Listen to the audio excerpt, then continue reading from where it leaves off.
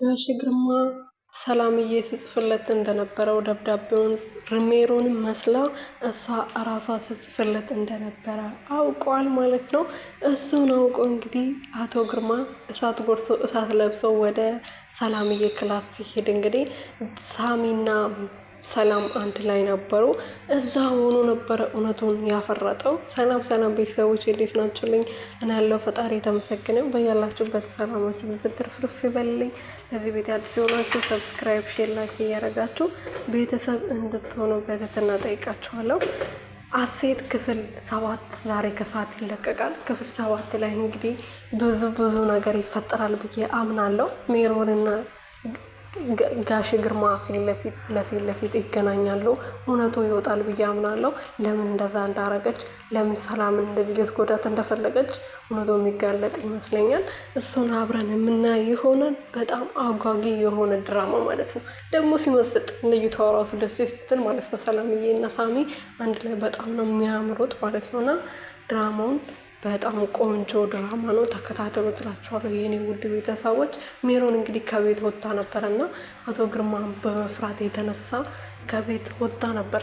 ከቤት የወጣችበት ምክንያት ደግሞ ሰላምን መስላ ደብዳቤ ትጽፍለት ነበር ለግርማ። ከዛ በኋላ ደግሞ ሰላምዬ ምን ተፈጥሮ ነው ብላ ማጣራት ከጀመረች በኋላ ደብዳቤውን የጻፈው ሰላምዬ ሳትሆን ሜሮን ነበረች እና ሰላም ካወቀች በኋላ ደግሞ ግርማ መስላ ለሜሮን ስትጽፍ ነበር። ሜሮን ደግሞ ግርማ ነክቶብኛል ሊገለኝ ነው ብላ የወሰደችውን ገንዘብ እንዳለ መለሳ ነበር ከዛ ቤት የጠፋችው።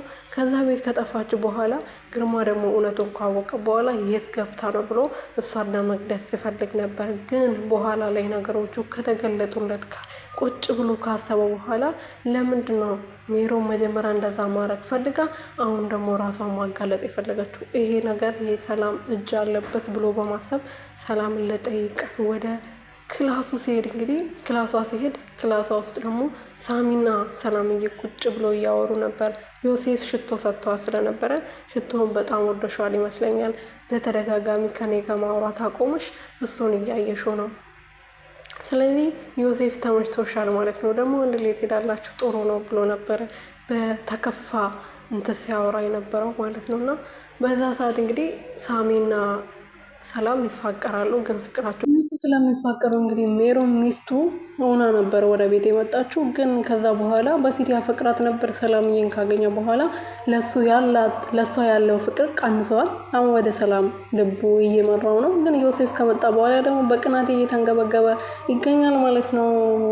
ሳሚቾ ማለት ነው። ሳሚቾ ሸበላ፣ አቤት ቁመት፣ አቤት ውበት ትላላችሁ እናንተ።